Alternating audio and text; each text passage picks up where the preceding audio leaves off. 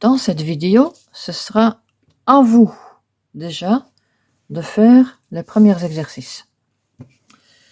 On va principalement parler de la peinture et de la façon d'employer le rouleau. Ça pourrait paraître bête, mais c'est très important. La peinture d'abord. Comme pour le papier, toutes les peintures sont valables sur la Gelly Plate. De la peinture Open Golden qui coûte très cher, en passant par les prix intermédiaires. J'aime beaucoup ici Lara, qui est fabriquée en Hollande. La peinture Meden va super bien aussi, est un tout petit peu plus fluide. Et alors voilà, vous connaissez probablement la peinture Amsterdam, qui est un bon rapport qualité-prix, qui fonctionne à merveille sur la Gelly Plate, mais également, par exemple, ce genre de peinture très bon marché, ici de chez Action, la marque Bleiswijk, que j'emploie avec tous mes élèves. C'est une peinture très bon marché, qui fonctionne très bien. Donc, pas besoin d'acheter de la peinture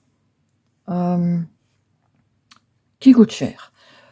Après, pour certaines techniques, il y a telle ou telle peinture qui fonctionnera mieux, mais franchement, commencez avec la peinture acrylique que vous avez peut-être déjà chez vous. Pour vous prouver que ce n'est pas nécessaire d'acheter toutes ces peintures, je vais vous faire les démos avec la peinture la meilleure marché. Le rouleau, le mouvement du rouleau est important. Vous allez dire, oh ben c'est simple, je roule. Non, ce mouvement-là ne va pas vous apporter beaucoup sur la Gelly Plate. Vous allez tout de suite voir pourquoi, et je vais tout de suite vous montrer la meilleure façon de faire. Donc je compare toujours ça à un avion qui atterrit et qui décolle. Qui atterrit et qui décolle. Que ce soit dans cette direction-là ou dans cette direction-là. Voilà, ça c'est le mouvement. La pression, ne poussez pas sur votre rouleau, c'est quasi le poids du rouleau, si vous le tenez à 2 doigts, qui suffit pour étaler la peinture. Et si vous poussez plus fort, vous allez avoir des lignes. Voilà, premier exercice. Je vais mettre la peinture. Voilà, j'enlève ça. Et la quantité de peinture est très importante aussi. Donc je vous montre. Voilà. Ça c'est à peu près la quantité de peinture que vous avez besoin pour une plaque de taille A5. Je vais prendre mon papier d'imprimante ici à côté de moi. C'est un A5, un A4 coupé en deux, c'est très facile. Et je vais étaler ma peinture. Donc comme je vous ai montré, comme ceci. J'atterris, je décolle, j'atterris, je décolle. Voilà. Dans l'autre sens. Hop, hop, hop.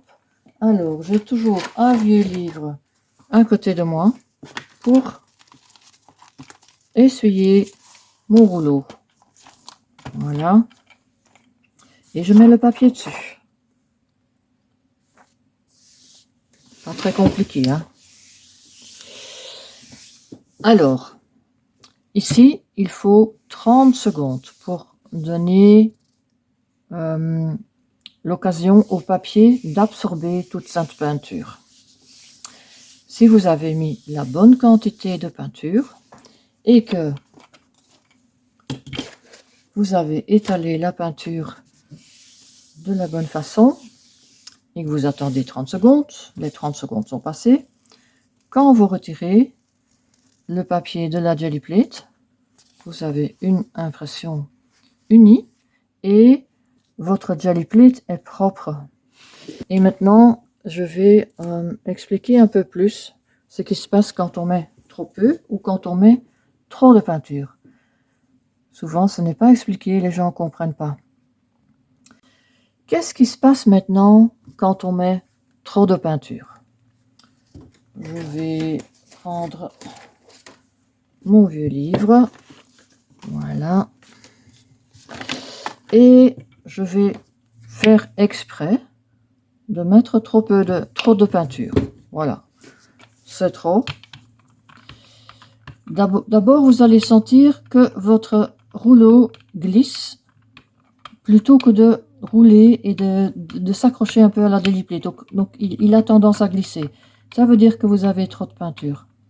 Pas de souci, vous enlevez un peu de cette peinture sur du papier à côté et vous voyez immédiatement que la couche de peinture va diminuer à chaque fois que vous enlevez un peu de peinture. Voilà, comme ça je pense que c'est bon. Évidemment, c'est du gaspillage de peinture, hein, faut essayer de ne pas le faire.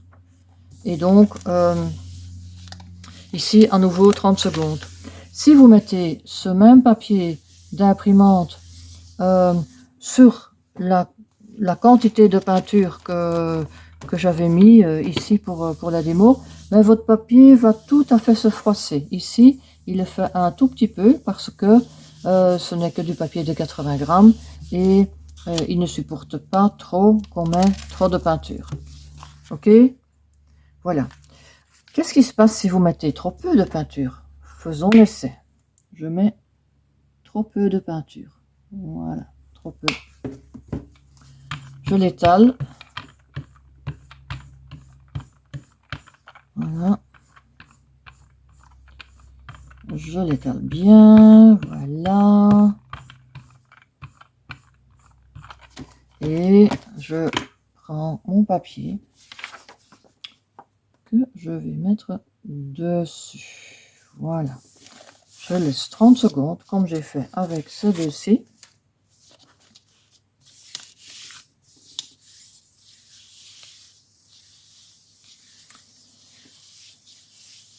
Donc vous commencez à comprendre l'importance de la quantité de peinture?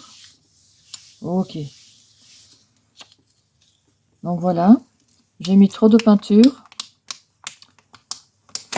Et vous pouvez remarquer que ici, j'ai une impression qui n'est pas uniforme. Elle n'est pas ratée pour ça, hein. Je ne vais jamais jeter une impression comme ça. Ça peut être intéressant de réimprimer par-dessus. Donc, je vais la mettre de côté pour employer plus tard. Mais je ne sais pas si vous le voyez, vous allez aussi voir qu'il reste de la peinture sur la jelly plate. Et vous allez voir que voilà, c'est aux endroits où la peinture n'a pas été enlevée de la jelly plate, forcément. Hein. Quand on regarde cet endroit-là, là, on voit que la peinture reste là. Pourquoi elle est restée là?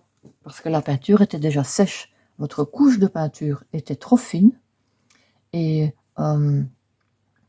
donc il reste de la peinture parce qu'une peinture sèche ne va jamais se transférer sur un papier. Vous pouvez aussi avoir des restes de peinture, justement, parce que vous mettez trop de peinture. Allez, c'est quand même une peinture bon marché. Je vais vous montrer quand même autre chose. Donc ici, je vais laisser exprès trop de peinture sur la jelly plate. Je ne vais pas enlever le surplus avec mon rouleau. Je vais mettre mon papier dessus. Voilà. 30 secondes.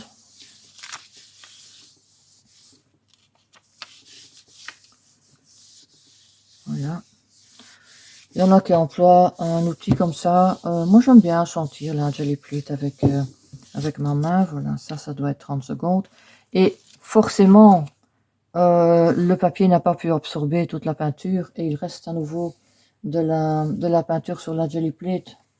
Je pourrais faire une deuxième impression. Faisons une deuxième impression. Voilà. Là, il ne faut pas traîner hein, trop vite, il faut aller assez vite parce que sinon la peinture, à nouveau, comme quand on met une trop fine couche, elle est trop sèche. Et donc voilà, ça a encore été. J'ai pu enlever le surplus qu'il y avait dessus, ce qui nous donne de nouveau un autre effet. Donc, il n'y a jamais de d'erreur d'impression. Vous savez rien faire de mal, mais c'est quand même bien de comprendre la différence entre mettre la quantité exacte, mettre trop de peinture et mettre trop peu de peinture. Je vous propose maintenant à la maison de faire l'exercice de faire une dizaine d'impressions uniformes comme je viens de faire ici, avec différentes couleurs, différentes peintures que vous avez chez vous à la maison avant de passer à la suite de la vidéo. Dans la suite de la vidéo, je vais peut-être prendre, voilà, je vais prendre deux autres peintures. Vous pouvez mélanger différentes peintures acryliques entre elles, ça n'est pas un souci. Et je vais peut-être vous expliquer comment on mélange deux couleurs. Alors, il y a différentes façons de les mélanger. Quand on emploie, je vais d'abord vous montrer comment faire pour faire un beau dégradé. Maintenant, quand vous mettez deux couleurs sur la Gelly Plate, n'oubliez pas que vous devez diviser la quantité de peinture en deux. Donc ça, c'est chaque fois la moitié de la peinture qu'on a besoin pour une impression sur une Gelly Plate de taille A5. Ici, tant que l'acrylique est comme ceci, il n'y a pas de stress, vous ne devez pas vous dépêcher, mais une fois que la peinture sera étalée, votre papier d'impression devra être prêt pour pouvoir prendre l'acrylique pour qu'elle ne sèche pas sur la plaque. Donc, je vais aussi préparer mon vieux livre pour essuyer mon rouleau. Et je vais commencer par étaler cette peinture bleu clair. Je suis mon rouleau, j'étale la peinture rouge et je vais jusqu'à voilà, 2/3 de la page avant de mettre mon papier. La règle est toujours la même, 30 secondes pour une seule couche sur la Gelly Plate. Après, on va voir qu'il y a d'autres timings parfois à respecter, allant de 30 secondes à toute une nuit. Mais on n'en est pas encore là. Donc ici, voilà, ça devrait être...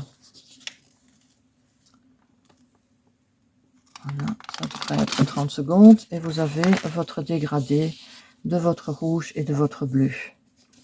Qu'est-ce qu'on peut faire d'autre maintenant avec les deux couleurs que nous avons ici? On peut aussi faire une impression assez... Oh, ça c'est un peu trop. Donc je vais mettre un peu moins de la rouge. Voilà. Oui, ça va quand même aller. Et donc une impression aléatoire. Voilà, je vais faire ceci. Voilà. Et je ne vais pas rouler trop longtemps pour obtenir ceci. De nouveau 30 secondes. Vous pouvez faire la même chose avec 3 couleurs. De nouveau, en tenant compte du fait que 3 couleurs, 1/3 de la peinture que vous avez besoin pour la surface de votre Gelly Plate. Voilà. Hop. Maintenant, il me reste un peu de peinture. C'est parce que j'avais mis un peu trop de peinture. Vous voyez, c'est pas toujours évident de vraiment mettre la bonne quantité de peinture, mais ce n'est jamais catastrophique. Mais il s'agit de très peu, hein, parfois, de différence. Je l'avais dit, hein, que j'avais mis trop de peinture bleue, et donc voilà ici la preuve. Mais donc, notre impression aléatoire, sympa, hein. Ok. Ici, sympa aussi. le surplus de peinture. Et maintenant, on va mélanger. Je ne vais pas gaspiller trop de papier. Je vais reprendre ce même papier, vous allez voir.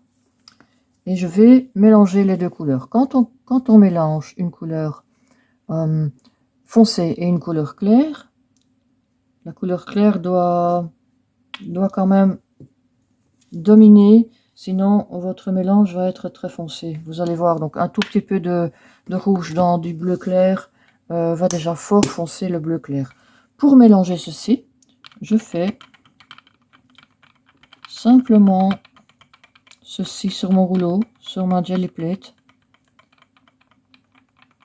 Voilà, je travaille la peinture comme vous feriez sur une palette. C'est pas très difficile, mais voilà, il faut quand même un peu attraper le tour de main. Là, ma peinture me semble uniforme, mélange de deux couleurs. Je vais pas trop chipoter, hein, parce que vous savez bien que ma peinture va être trop sèche, et je vais mettre cette impression dessus. Voilà. 30 secondes. Donc, à vous maintenant de faire les exercices. Bon, une dernière chose. Quand je dis 30 secondes, ça veut dire minimum 30 secondes. Ça peut être 3 jours aussi. Le résultat sera le même. C'est minimum 30 secondes. Oui, c'est important aussi. Donc, à vous maintenant de faire ces exercices. Après avoir fait les impressions en une seule couleur, vous allez faire les 3 exercices. Donc, dégradé, aléatoire, et ici, le mélange des deux couleurs. Voilà, que j'ai imprimé par-dessus l'impression existante. Hein, donc, ce n'est pas vraiment uniforme, mais vous voyez ce que je veux dire. La peinture a partout cette couleur-là. Ok, à vous de jouer. Et la prochaine fois, on parlera du papier à employer. Ici, tout a été fait avec du papier d'imprimante de 80 grammes. Si vous êtes déjà beaucoup plus avancé dans votre pratique de la jelly plate, vous pouvez trouver des tutos bien plus avancés sur ma page Patreon. Et il y en a plus que 300. Oui, c'est pas de la blague. Plus que 300 vidéos pour le prix très démocratique de 5 €. Ce n'est pas une blague non plus. 5 €, accès immédiat à toutes ces vidéos.